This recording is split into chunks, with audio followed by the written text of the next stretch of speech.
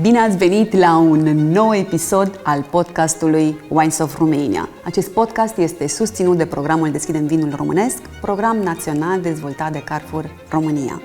Deschidem Vinul Românesc, program inițiat de Carrefour România, susținător al producătorilor locali de vinuri din 2019. Acest episod este unul special, întru totul. Nu doar pentru că ne aflăm într-un loc special și am doi invitați de măsură, dar mai multe despre aceste detalii o să invit pe invitații mei de astăzi să ne spună mai multe. Ne aflăm la USAMV București și văd acolo că scrie Universitatea de Științe Agronomice și Medicină Veterinară București. Domnul Răzvan Teodorescu, prorector al Universității, este astăzi alături de noi și Cornel Baniță, care prietenii știu că el este vinovatul sau, ce să zic, cel care ne-a adus multă bucurie atunci când vine vorba de Pietroasa și o să descoperiți mai târziu de ce. Bine ați venit, întâi de toate. Sau eu bine am venit, că eu am nevoie acasă aici. Bine ați venit în universitatea noastră, Universitatea de Științe Agronomice și Medicină Veterinară. Bine ați venit în orășelul nostru, pentru că dacă ieșiți și vă uitați în campus, este un campus de aproximativ 40 de hectare, unde avem cam de toate, adică avem și un pic de vie, avem și un pic de pomi fructifere, avem și seră, avem și parcări, avem și terenuri de sport, avem și cantină, avem și terasă, avem și locuințe pentru 4.000 de studenți.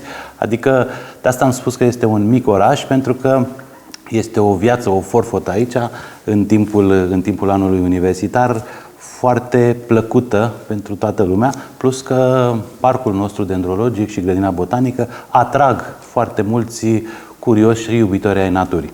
Bine ați venit, ne bucurăm foarte mult și vă mulțumim frumos pentru că avem această ocazie să vorbim un pic despre ce facem noi altceva decât școală, mai facem și un pic de practică și avem și câteva rezultate și mă bucur că este și Cornel alături de noi, care este inima, să zicem, stațiunii de la Pietroasa. Apropo de spațiile din exterior, mă bucur tare că ați menționat că este o suprafață mare, să nu mai mă simt vinovat. Eu m-am pierdut, am mers pe jos vreo 20 de minute până am venit la clădirea unde era punctul de întâlnire. Este extraordinar și cred că ar putea să fie inclusiv un punct de atracție pentru cei care își doresc să descopere o astfel de realitate. Nu știu câte mai sunt în România cu o asemenea dimensiune și o diversitate a serviciilor pe care le oferiți studenților în primul rând. Dar până să ajungem la Cornel și până să ajungem la vinul pe care îl avem noi în pahar, care este foarte bun, un alb aromat despre care merită câteva cuvinte în plus să le spunem. Cine sunt studenții care vin aici la USAMV București? Păi aș începe cu un exemplu. Cornel Baniță este unul din absolvenții Facultății de Horticultură și acum actualmente lucrează ca și director tehnic la stațiunea noastră de la Pietroasa și, bineînțeles, și este enologul stațiunii și face aceste vinuri minunate. Studenții noștri sunt cei care sunt pasionați de natură.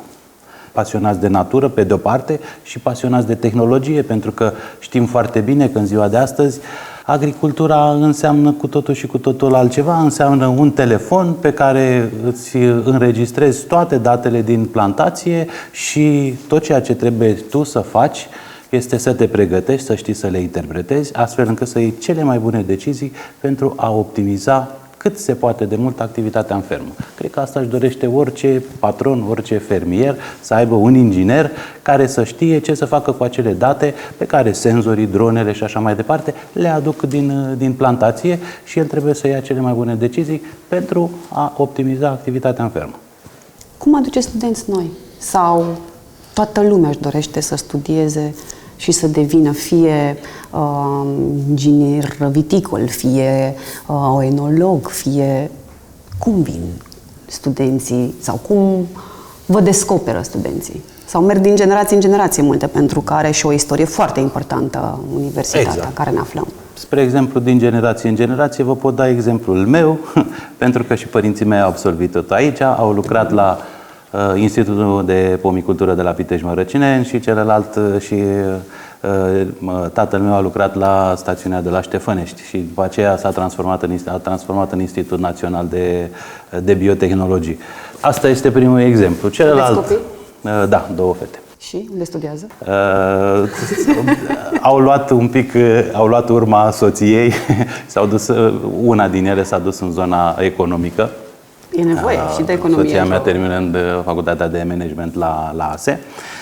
Cealaltă așteptă, mai are 2 ani să se hotărască. Deci asta este o categorie. Cealaltă categorie este categoria care, într-adevăr, este iubitoare de așa ceva și vrea să descopere ce se întâmplă în natură și ce îmbunătățire ar mai putea să aducă fie la un vin, fie la un suc, fie la, la o recoltă.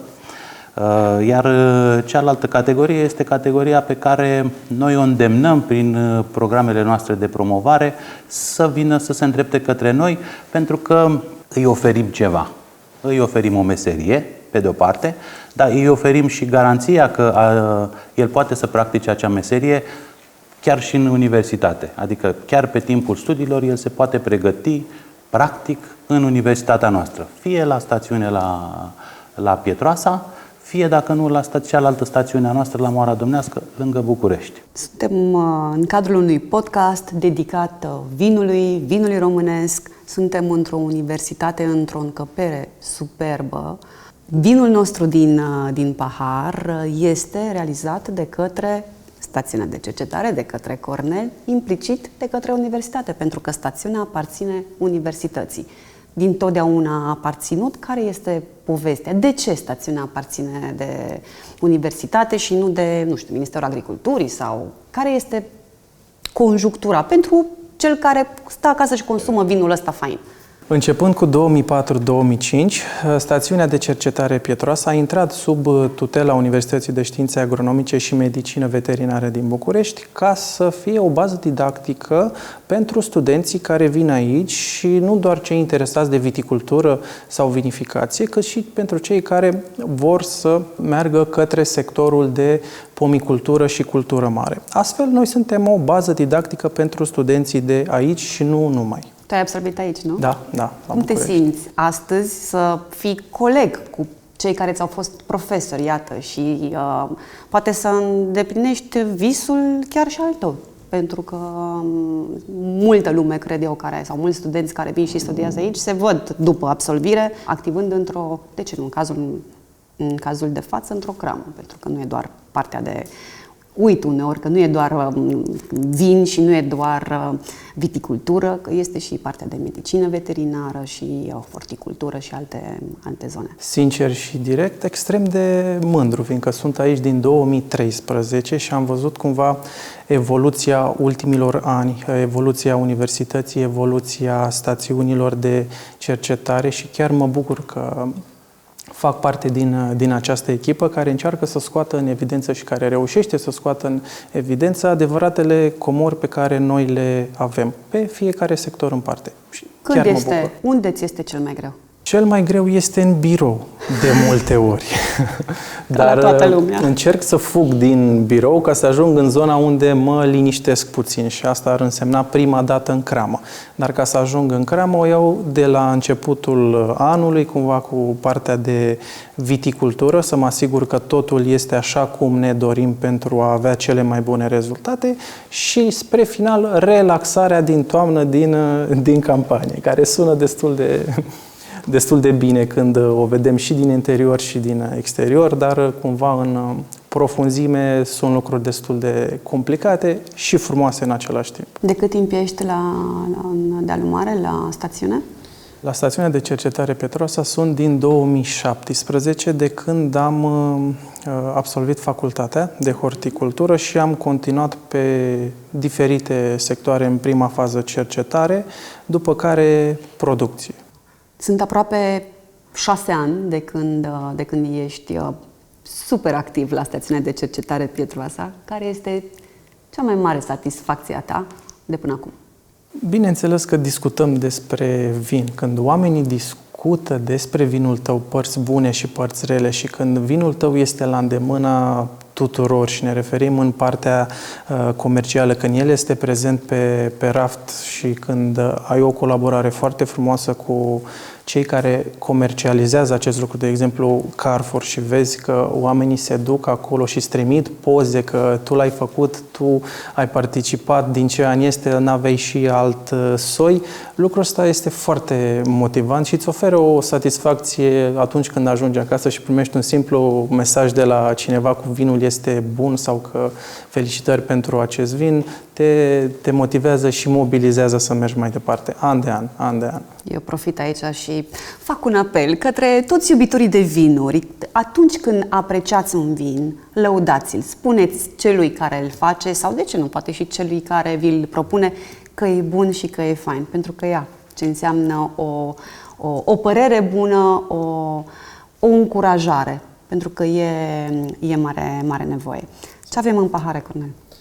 Noi avem un soi creat la stațiunea de cercetare Pietroasa. Soiul se numește Alb Aromat și de câțiva ani, începând din 2019, am început să-l comercializăm și suntem cumva mândri de el că este diferit.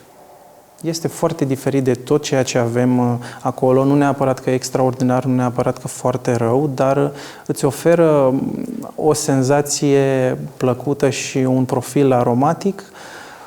Dacă îl compari cu ceea ce avem noi acolo la soiurile albe, complet diferit. Pe mine mă duce un pic cu gândul către tămâioasă, spre exemplu, ușor. Are trăsături materne care provin clar de la tămâioasa românească, fiindcă soiul a fost obținut prin hibridare naturală și selectat din plantațiile noastre, omologat la sfârșitul anilor 90, prin 99 dacă nu mă înșel, și de atunci se află în zona de teste și cercetare. Iar începând cu 2013 avem și o plantație mai serioasă în sensul de suprafață, de unde am început să vinificăm și să testăm tot felul de tehnologii pe el, până când să ajungem la ceea ce considerăm că este optim pentru consumatorul acestui vin. Pentru cei de acasă care sunt super pasionați, dar mai puțin cunoscători, ce înseamnă hibridare naturală? Adică polenul care a plecat de pe o plantă a ajuns pe altă plantă și acolo s-a format cu totul altceva. Cei care se ocupă de cercetare au selectat de acolo semințele, au mers cu ele mai departe în câmp și timp de 10-20 de ani soiul este testat să se vadă adevăratul lui potențial și dacă poate fi dus mai departe către zona de producție. Același lucru l-au făcut și cei de la Pietroasa de-a lungul timpului și începând cu 2013 am reușit să avem o plantație serioasă și ne bazăm pe 1 hectar și ceva până în momentul de față cu acest soi. Câte sticle? Maxim 10.000 de sticle pe an. Și o să suplimentăm puțin, dar în următorii 3-4 ani, fiindcă o să plantăm acest soi pe o zonă interesantă, spunem noi. Cornel, ajută-mă să înțeleg. Doar voi aveți Alb Aromat în România? Dacă ne referim la vinul aflat în sticlă, cred că da, în acest moment. Dar el există în mai multe plantații, fiindcă strugurile arată foarte bine și îl folosesc și pentru acea destinație mixtă și pentru struguri de masă, dar și pentru vin. Dar îmbuteliat și scos în piață doar noi, din câte știu eu. Dacă ai avea o baghetă magică, așa, să-ți spui 3 dorințe pentru viitorul stațiunii de cercetare Pietroasa, ce ai face? Ce ai zice? Ce ți-ai dori? Păi, în primul rând, mi-aș dori să ducem la bun sfârșit ceea ce am început, fiindcă încă este foarte mult de lucru, totul vine în cascadă, în avalanșă, începem un lucru, considerăm că avem ceva pentru a obține un vin pe care ni-l dorim, dar sunt și altele care apar. În al doilea rând, îmi doresc cumva ca schimbările climatice să nu fie mai mari de atât ca să putem și noi de la un an la altul să oferim relativ același tip de produs, fiindcă în ultimii ani la Pietroasa am avut probleme destul de mari cu schimbările acestea climatice și sper să avem aceeași ambiție și aceeași tărie să facem lucrurile să meargă și mai bine și vinurile să fie și mai bune și abordarea noastră și deschiderea noastră să fie în permanență, cel puțin la fel ca acum. Le zicem sau nu le zicem ce facem? Le zicem, nu? Nu. Trebuie să începem. 11 martie va avea loc primul concurs de viticultură din România, organizat de Wines of Romania, împreună cu Stațiunea de Cercetare Pietroasă, Universitatea și oameni faini, cum sunt cei astăzi alături de noi. Ne vom întâlni, 40 de candidați, 40 de viticultori, se vor întrece cine taie cel mai repede și cel mai bine, astfel încât să alegem cel mai bun viticultor din România. O să avem juriu din afara țării, din Franța, din Italia, o să avem și din România, dar nu vă zicem cine, încă. Cornel? Suntem mândri și bucuroși să participăm la un astfel de eveniment, să organizăm un astfel de eveniment, fiindcă nu doar că o să fie o premieră, ci cât o să fie o, să-i spunem, competiție, deși nu va fi neapărat dusă în această zonă, între... Cum să nu, mai Cornel? Competiție este, păi nu alegem cel mai bun viticultor din România? Corect, o competiție, să spunem, competiție prietenească între viticultorii de la cramele din țară și noi am pus la bătaie o suprafață cultivată cu tămâioasă românească și tot ceea ce avem noi acolo la Pietroasa pentru a ne asigura că totul decurge conform celor stabilite și sunt convins că oamenii o să fie motivați să ajungă acolo. 11 martie, la Stațiunea de Cercetare Pietroasa, unde de altfel va avea loc prima ediție a concursului Cel mai bun viticultor din România, unde 40 de concurenți, viticultori, din diferite județe ale țării, se vor întrece în tăiatul viței de vie în uscat. Așadar, cine taie cel mai repede și cel mai bine poate câștiga premii substanțiale. Primul loc? Primul loc, dacă ne referim la premiul oferit de Corteva, o să fie substanțe, pesticide pentru vița de vie pentru 12 hectare, locul 2, 8 hectare, locul 3, 4 hectare, ceea ce este foarte important. Și nu sunt singurele premii. Așadar, dacă sunteți viticultor sau cunoașteți un viticultor, îi invit să intre pe platforma winesofromania.com la secțiunea concurs. Toate datele sunt acolo. O să fie o zi extraordinară care va începe cu un training, cu o pregătire a concurenților, astfel încât să vorbim cu toții aceeași limbă. Pe urmă o să avem partea de concurs, o să fie și o zonă de degustare și vizită de cramă și oameni faini, invitați din străinătate în juriu, experți din Italia, din Franța. O să fie un moment extraordinar și mă bucură din suflet